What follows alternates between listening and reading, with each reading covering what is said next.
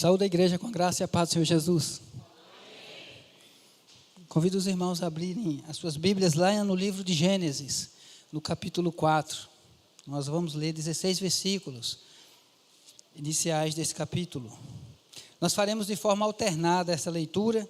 Eu vou ler os versos ímpares, em sequência a igreja lerá comigo os pares, os versículos pares. Já temos projetado aí. Vamos à leitura. Eu lerei os ímpares. Coabitou o homem com Eva, sua mulher.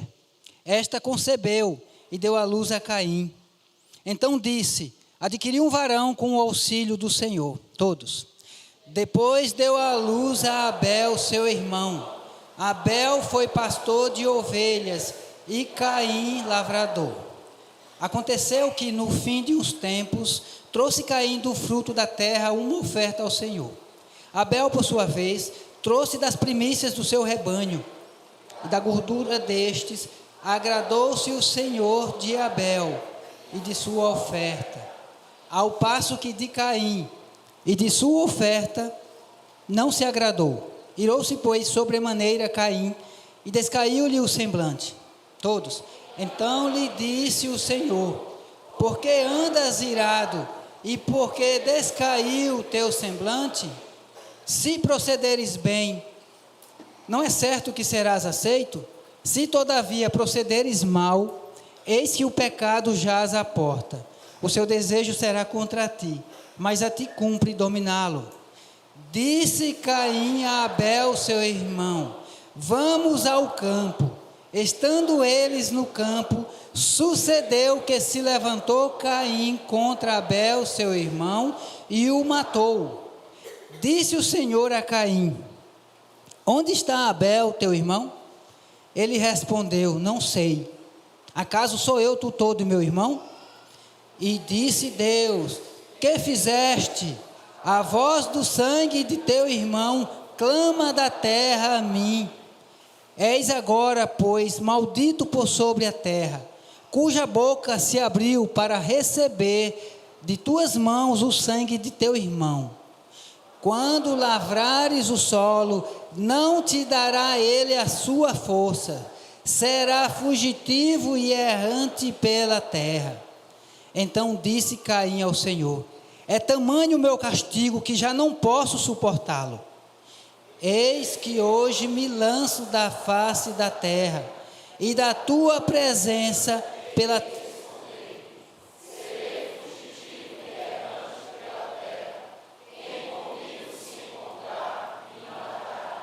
O Senhor, porém, lhe disse: assim qualquer que matar a Caim será vingado 7 vezes. E pôs o Senhor um sinal em Caim para que não o ferisse de morte quem quer que o encontrasse. Retirou-se Caim da presença do Senhor e habitou na terra de Nod, ao oriente do Éden.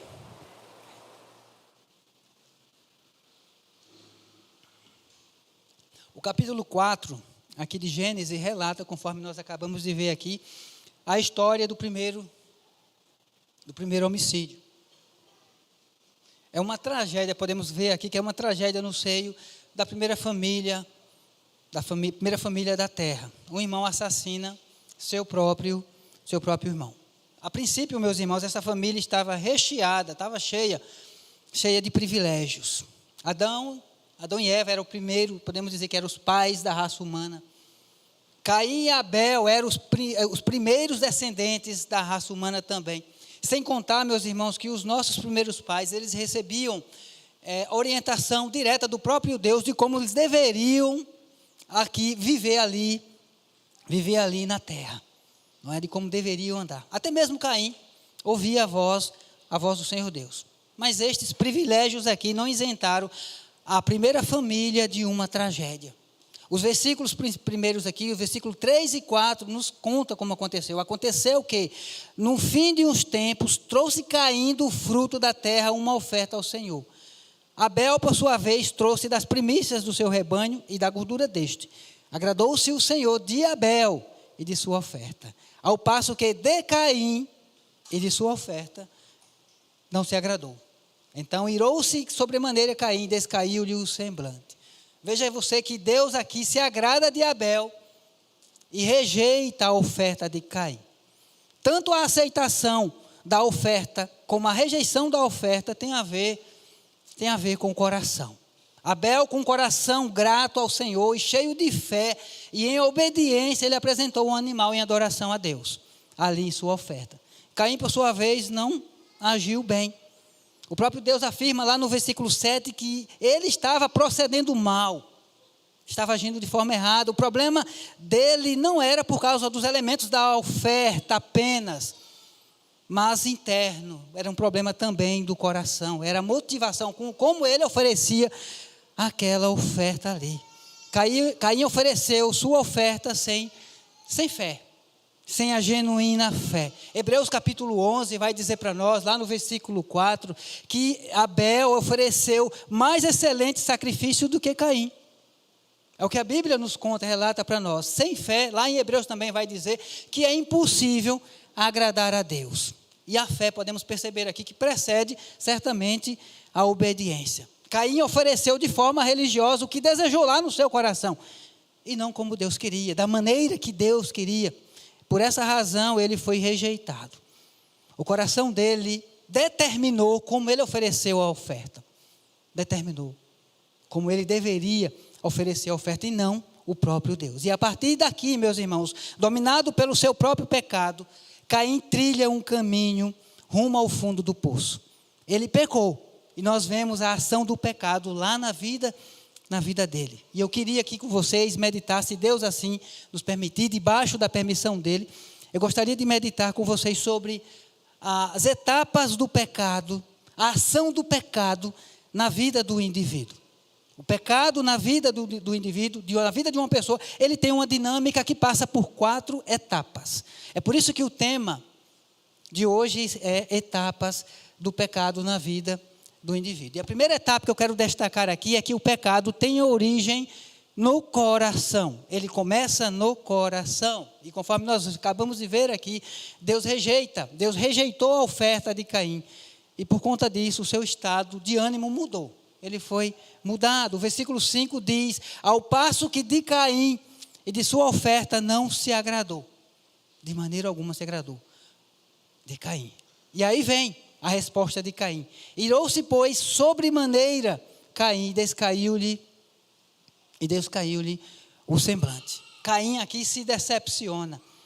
Ele erra ao fazer sua oferta, mas ele não reconhece o seu erro. Ele não admite o seu erro, muito pelo contrário, ele fica, como diz a Bíblia, sobremaneira irado ao ponto de pecar. É como se ele dissesse assim para Deus: por que ele não aceitou a minha oferta? Eu ofereci, a obrigação dele é aceitar, ele deveria aceitar a minha oferta. Pelo que nos parece aqui, ele gostava de ter a primazia, ele gostava de ser aceito, não é? Agora, o que Caim realmente desejava? O que ele realmente queria? Será que ele queria realmente agradar a Deus? Será que ele estava buscando reconhecimento? Será que ele estava buscando a aceitação? Para ele aqui o problema, a causa era Abel.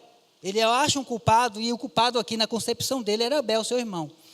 Culpar os outros é bem mais cômodo do que reconhecer, meus irmãos, as próprias faltas e pecados.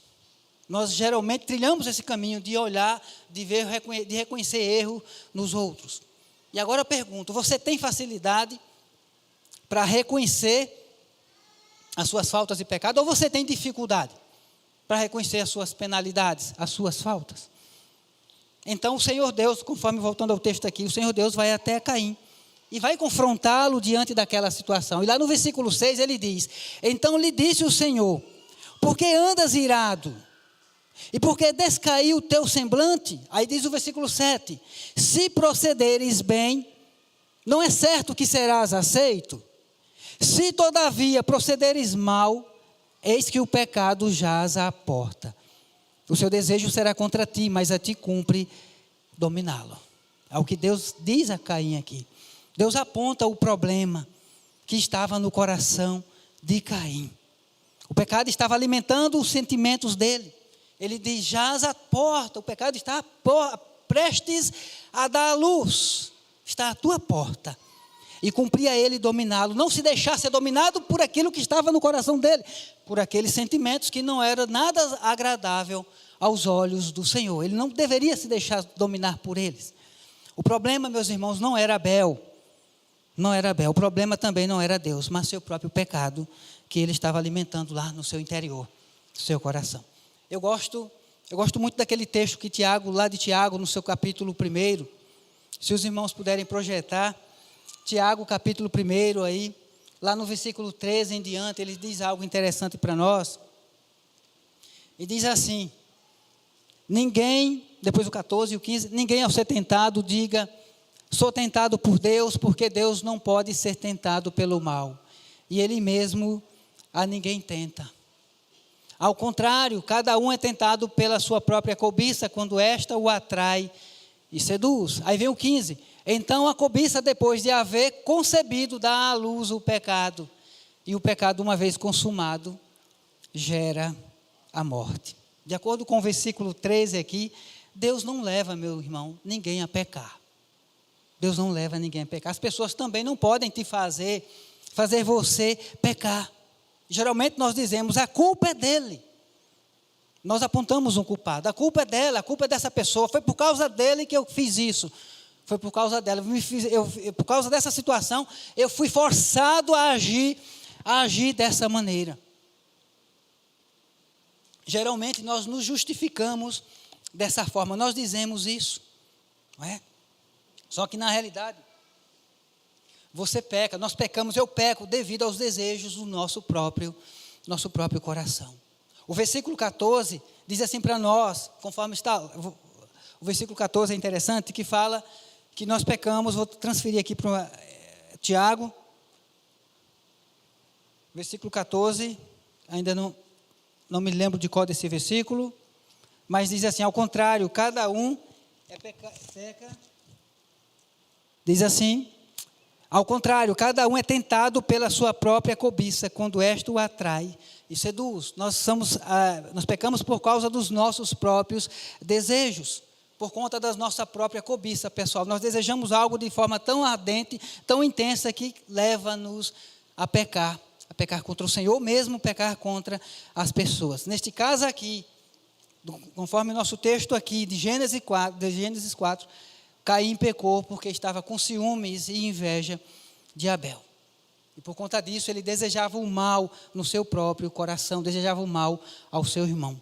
Ele queria que o seu desejo fosse satisfeito. Ele queria que seus anseios fossem ali atendidos. Mas como ele foi rejeitado, como não foi atendido, ele busca um culpado. E o culpado, na concepção dele, era Abel. Todavia, era o desejo dele que realmente era o culpado por ele, pelo seu próprio pecado. Uma ilustração interessante que eu gosto muito lá nas Escrituras é aquela história de Davi.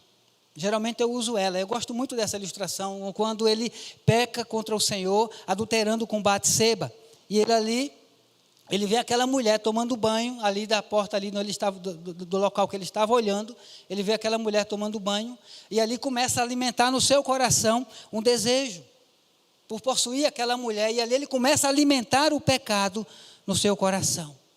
O pecado frutificou porque ele alimentou. Então o pecado começou no seu coração. Ninguém cai em pecado de supetão. De repente eu estou caminhando, de repente caí em pecado. Não. Nós caímos porque já viemos de uma trilha, já alimentamos ele, em determinado momento a situação só vai estourar, só vai acontecer. E no caso de Davi aconteceu isso, ele alimentou aquele pecado, aquele desejo no seu coração. Não é? Ele alimentou o desejo de possuí-la. Como disse Tiago, o pecado vai começar no coração. Jesus afirmou isso lá em Mateus 15, 19, é interessante lá no Evangelho de Mateus, olha que ensino maravilhoso que Jesus Cristo diz lá em Mateus 15, 19. Porque do coração procedem os maus desígnios, homicídios, adultérios, prostituição, furtos, falsos testemunhos, blasfêmias. Tudo começa lá dentro, no coração. É por isso que nós devemos tomar bastante cuidado com o nosso coração. Salomão disse lá em Provérbios, sobre tudo o que se deve guardar, guarda o coração, porque dele procedem as fontes da vida. Começa em nosso interior. É por isso que nós devemos tomar cuidado com os nossos sentimentos, devemos tomar cuidado com os nossos pensamentos, ou mesmo as nossas vontades. Essa é a primeira etapa do pecado, começa no coração. Ele tem origem em nós, ele não tem origem em Deus, ele não tem origem nas pessoas, nas circunstâncias em si, ele tem origem em nosso coração. Primeira etapa. Mas aí tem a etapa seguinte, que é a consumação do pecado. E a consumação do pecado, não é? E uma vez alimentado no coração, o pecado ele é consumado ou praticado. Lembra do texto lá de Tiago, capítulo 1, versículo 13? Lá no versículo 14, ele diz assim: ao contrário, cada um é tentado pela sua própria cobiça, quando esta o atrai e seduz. Aí ele vai concluir no versículo 15. Então, olha a conclusão, então, a cobiça depois de haver concebido, dá à luz o pecado, e o pecado, uma vez consumado, gera a morte. Veja você que há uma sequência aqui nessas palavras. O pecado começa com o desejo lá interno, desejo no nosso coração, e vai para a etapa seguinte, que é a consumação. Nós já falamos aqui de Davi, que depois dele desejar Batseba, de ficar pensando nela, certamente ele ficou pensando nela. Ele viu aquela mulher tomando banho ali, e ali saiu e não ficou pensando nela, ele ficou pensando nela, alimentando o desejo de possuir, certamente de possuir ela. Então ele consumou aquele pecado, fazendo o quê? Perguntando sobre ela e disse: manda ela vir para cá, chame ela. Não é? Ele alimentou, ele começou alimentando esse desejo no seu coração, não é? No seu coração. Com Caim, meus irmãos, aconteceu de forma semelhante. Ele queria ser aceito, ele queria receber reconhecimento, mas se decepcionou com a rejeição de Deus. E após ouvir o não de Deus, Caim, achando que o problema era Abel, acreditando que Abel fosse o responsável ali por aquela situação, ele tem ciúmes e tem inveja dele. E então ele passa a desejar mal a ele no seu coração, e então ele executa um plano terrível aos olhos do Senhor. Vai assassinar, planeja assassinar o seu próprio irmão. Mesmo depois de ter sido confrontado por Deus diante daquela situação, ele mesmo assim, ele vai praticar aquilo. Olha o que diz o versículo 8 de Gênesis 4.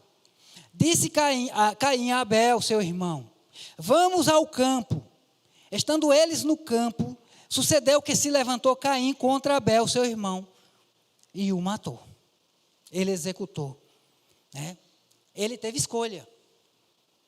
Ele teve escolha, meus irmãos, mas ele preferiu satisfazer o desejo do seu coração. Ele alimentou o desejo no coração dele e depois só executou o que já estava lá. Aqui essa etapa é chamada de consumação. Consumar o pecado que já foi alimentado lá no coração. Ele consumou seu plano terrível. Na realidade, ele já tinha matado o seu irmão quando ele planejou aquilo no coração. Ele já tinha executado ali. Mas eu gostaria de passar para a etapa seguinte, que é a terceira etapa, que é a ocultação do pecado. E aqui, mais uma vez, vou me valer de Davi, do exemplo de Davi. A gente olhando para o texto, olhando para a história de Davi, vocês vão lembrar daquela história e do que ele fez, quando ele pecou com Batseba, que ela ficou grávida, não é? Ele ali, nós lembrando bem da história, ele não confessou de imediato. Ele não reconheceu a sua falta, ele quis ocultar ali o seu pecado. Ele até mesmo mandou chamar Urias, mandou chamar lá na guerra Urias, o esposo de Batseba, para tentar esconder alguma coisa ali, com o propósito de camuflar, com o propósito de esconder o seu pecado. Mas a gente sabe, a Bíblia fala para nós que não deu certo aquele plano dele. Então ele toma uma outra decisão ainda pior, mais grave ainda. Ele manda matar Urias para ocultar o pecado, para ocultar a sua falta. Caim descaradamente, meus irmãos, faz a mesma coisa. Talvez ele imaginou que ninguém tivesse visto o que ele fez com Abel. Talvez ele pensou assim, e assim ele vai, esconde o seu pecado. Olha o que diz o versículo 9. Disse o Senhor a Caim: onde está Abel, teu irmão? Ele respondeu: não sei. Acaso sou eu tutor do meu irmão? É claro que Deus sabia. É claro que Deus viu ali o que aconteceu com Abel. Deus sabe tudo, Deus vê todas as coisas. A Bíblia diz que os olhos do Senhor estão em todo lugar, a contemplar os maus e os bons. Né? Deus sabia de todas as coisas. Porém, ele fez essa pergunta aqui a Caim para lhe dar uma oportunidade. Deus é tão bom, tão misericordioso e gracioso, que ele dá a oportunidade de Caim confessar o seu pecado ao fazer essa pergunta. No entanto, Caim preferiu permanecer na rebeldia, na rebelião, preferiu ocultar, preferiu esconder e negar. Assim como Adão e Eva, quando pecaram ali, os nossos pais, quando eles fizeram no começo, eles negaram a própria culpa ao comer do fruto que não deveria comer. Eles colocaram a culpa nos outros, em outras situações, acusaram o outro, não é? Os outros. Agora aqui eu pergunto a vocês, qual a sua primeira reação quando você pratica algo errado diante de Deus ou contra alguém? O que você faz? Não é? De imediato você confessa seu pecado a Deus? Ou a pessoa com quem você pecou, contra quem você pecou? Geralmente, meus irmãos, ocultar parece ser a melhor saída, não é? A gente acha melhor não confessar, não procurar a pessoa, não confessar a Deus, não procurar a pessoa contra quem a gente erra e confessar. Às vezes a gente tem barreira em relação a isso. Tem dificuldade de pedir perdão. Né? Só que com toda certeza, ocultar não é o melhor caminho. Esconder não é o melhor caminho. Quando Davi ele cometeu o adultério e mandou matar o esposo ali de Batseba, Urias, que era um grande soldado dele, um guerreiro, um homem honrado, que ele não quis aceitar a oferta de Davi, de voltar lá, de ir para a casa dele e ficar com sua esposa, mostrou honra. Como eu iria para a minha casa? Se está lá os meus companheiros, estão lá, meus companheiros lá na guerra, batalhando pela nação de Israel, como eu iria fazer uma coisa dessas? Isso não é digno. Ele mostrou ali naquele momento mais dignidade que Davi. E não foi. Preferiu dormir ali fora. Não é? Preferiu dormir ali fora. Não é? Quando Davi ele quis ocultar seu pecado, ele escolheu um caminho errado. Ele não tomou a decisão certa, não trilhou o caminho correto. Né? E ele mesmo vai testemunhar disso lá no Salmo 32. Não é? Quando ele fala lá nos primeiros versos, o que lhe aconteceu por conta de não confessar o seu pecado, de não reconhecer o seu erro. Lá no versículo 3, no Salmo 32, ele diz assim: enquanto calei os meus pecados, envelheceram os meus ossos, pelos meus constantes gemidos todo dia.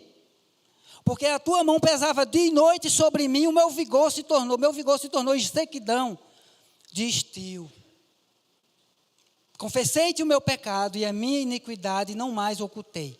Disse: confessarei ao Senhor as minhas transgressões, e tu perdoaste a iniquidade do meu pecado. Não é? Tu perdoaste. Mas o que significa isso, meus irmãos? O que é isso? Enfermidade, é um sentimento de culpa, né? Davi está revelando aqui um sentimento de culpa. Enfermidade na alma e no corpo. E é isso que acontece, que pecados não confessados geram doenças e outros males mais. Com certeza gera. Gera prejuízo e outros problemas, meus irmãos. Eu gosto muito daquele texto que geralmente o presbítero Clécio gosta de citar aqui, de Provérbios 28:13, que diz que aquele que encobre as suas transgressões jamais prosperará, mas o que as confessa e deixa alcançará a misericórdia. E é na confissão, meus irmãos, que reside a esperança nossa quando cairmos em pecado. É na confissão, é no reconhecimento, é na humilhação diante de Deus, reconhecendo que precisamos do seu perdão, da sua graça e do perdão dos outros quando nós pecarmos contra eles também. É na confissão, é admitir o nosso erro, a nossa falta. Eu tenho um problema sério com ira. Pode não parecer, mas eu tenho um problema com ira. E quando a situação me espinha, me desconforta, alguma coisa que acontece, e isso é mais visível onde? Na minha casa, no meu lar. É lá, onde convivo. E quando a situação me traz algum desconforto, eu fico irado e às vezes falo palavras agressivas que acabam machucando a minha esposa ou mesmo os meus filhos.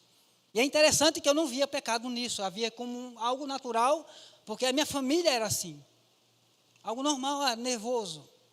Só que não é nada disso. Na realidade é pecado mesmo. Grande parte da minha manifestação de ira Era ira injusta, era ira pecaminosa, porque trazia algum desconforto para mim. Eu ficava irado. E o fato é que isso não afetava apenas minha relação com Deus, mas também minha relação em família. Os meus filhos, às vezes, agindo igual. Falavam palavra ofensiva com o outro. E Deus, na sua misericórdia e graça, me fez reconhecer o meu pecado. Na sua bondade. E um dia chamei minha esposa, chamei os meus filhos. E falei, olha, eu tenho esse problema com isso, com ira. E eu peço perdão a vocês pelos meus pecados. Pela minha manifestação de ira. É claro que eu vou ter isso ao longo da minha vida. Mas eu peço a vocês que me perdoem. Pedi perdão à minha esposa, pedi perdão aos meus filhos. Vocês perdoam o papai? Eles perdoam. E o fato maravilhoso disso é que eu ainda peco contra eles e Deus me deu graça de vencer essa barreira, meus irmãos. E eu consigo pedir o perdão hoje com mais naturalidade. E eles perdoam. E o fato é que eles aprendem também. E a gente incentiva a prática do perdão porque a gente entende que o perdão lubrifica o nosso relacionamento. Nós não somos uma família perfeita, mas nós somos uma família debaixo da graça de Deus. E Deus tem trabalhado em nosso coração.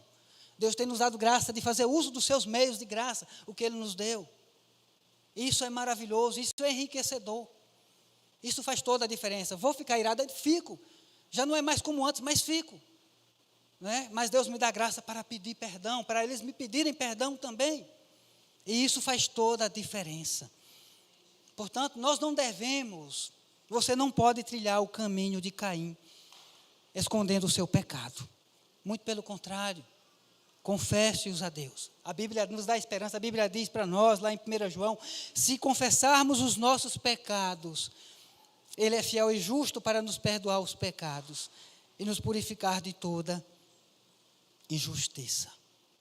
Mas além dessa etapa, eu gostaria de destacar uma última etapa do pecado, que é as consequências. A quarta etapa é as consequências do pecado. Como nós sabemos, toda ação tem a sua reação. Todo pecado também tem as suas consequências. A Bíblia vai dizer para nós que o salário do pecado é a morte. Não é? É a morte.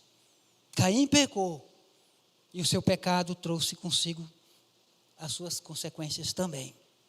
Os versos de 11 a 16, nós vemos os frutos do pecado que ele iria colher ao longo da vida dele. Olha o que diz o versículo 11. És agora, pois, maldito por sobre a terra, cuja boca se abriu para receber de tuas mãos o sangue de teu irmão. Quando lavrares o solo, não te dará ele a sua força. Serás fugitivo e errante pela terra. Aí vem o 13. Então disse Caim ao Senhor, é tamanho o meu castigo que já não posso suportá-lo. Aí o 14, eis que hoje me lanças da face da terra, e da tua presença hei de esconder-me. Serei fugitivo e errante pela terra. Quem comigo se encontrar me matará. Não é? E o versículo aí, e o texto ainda continua falando mais. Não é?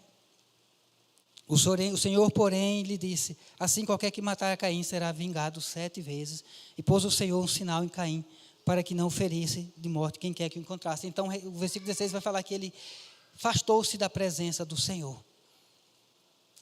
Adão, nosso primeiro pai, quando ele pecou, ele foi expulso lá do jardim. Não é?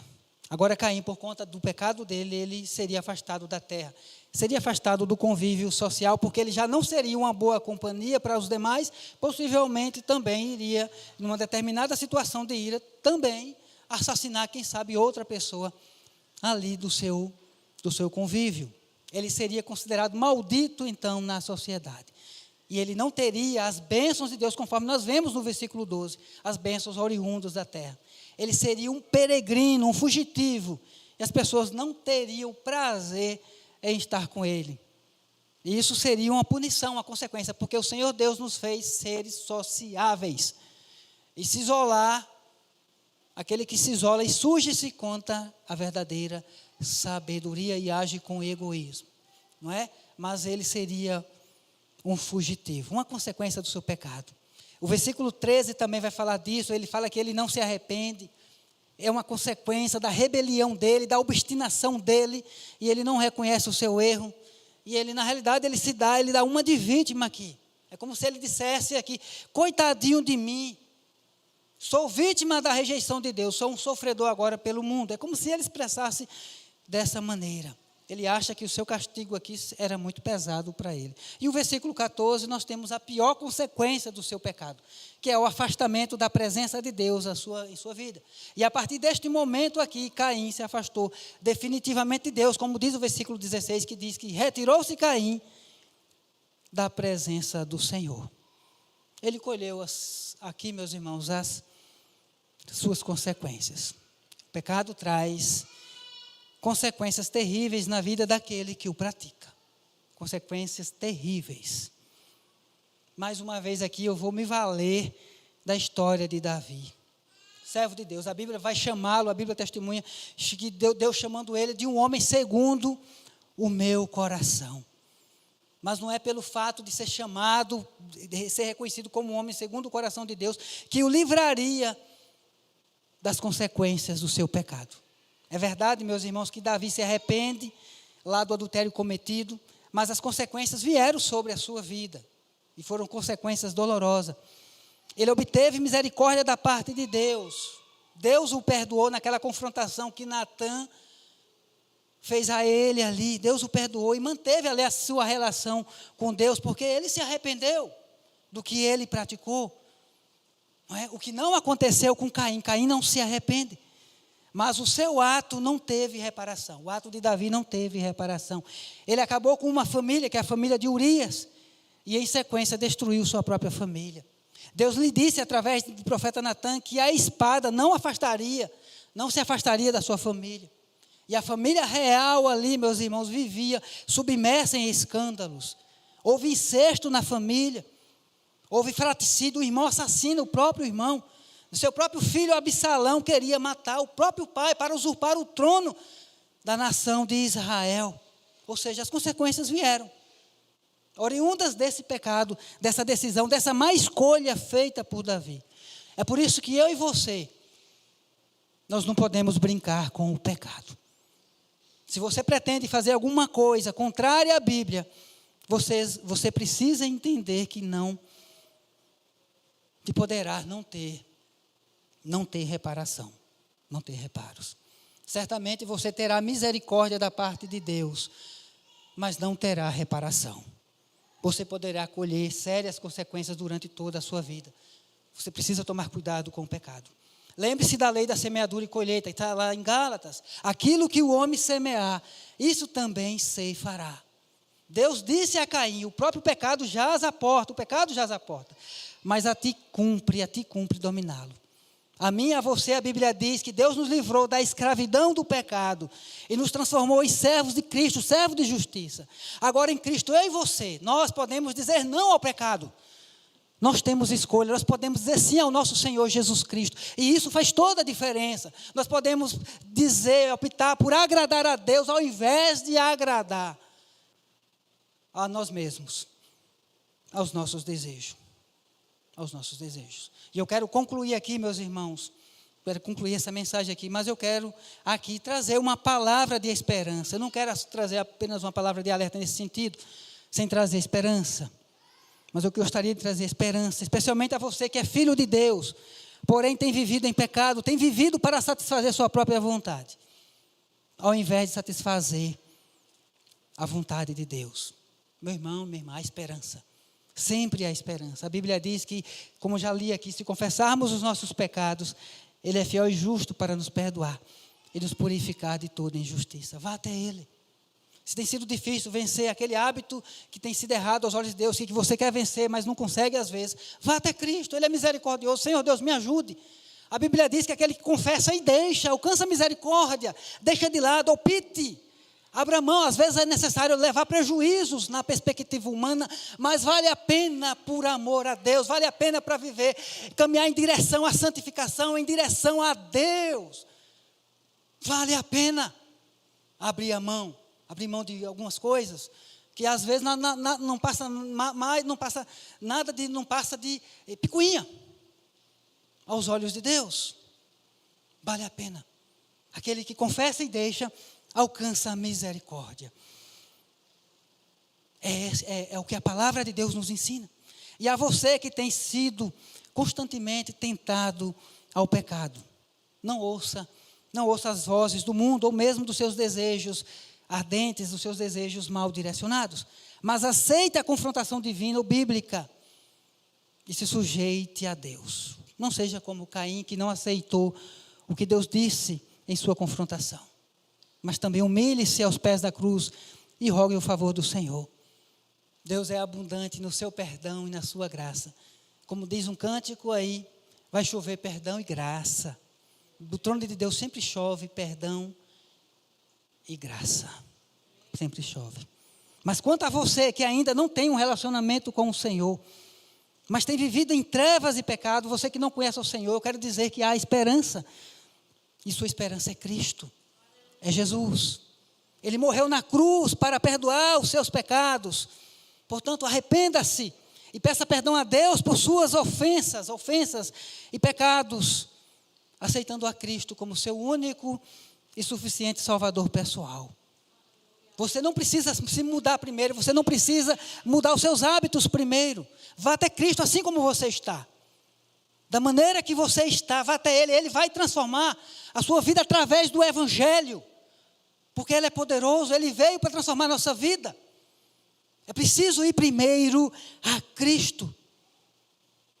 Esse é o caminho, não existe outro caminho. Ele disse, eu sou o caminho, a verdade e a vida. Ninguém vem ao Pai a não ser por mim. E não há salvação em nenhum outro, porque abaixo do céu não existe nenhum outro nome dado entre os homens, pelo qual importa que sejamos salvos. É Cristo, a esperança. Ele vai mudar, Ele pode mudar porque Ele é Deus. Amém? Meu desejo, meus irmãos, é que vocês tenham entendido a mensagem aqui pregada. E se Deus falou ao seu coração, dê um passo de fé em direção a Deus. E que Deus te abençoe abundantemente. Amém.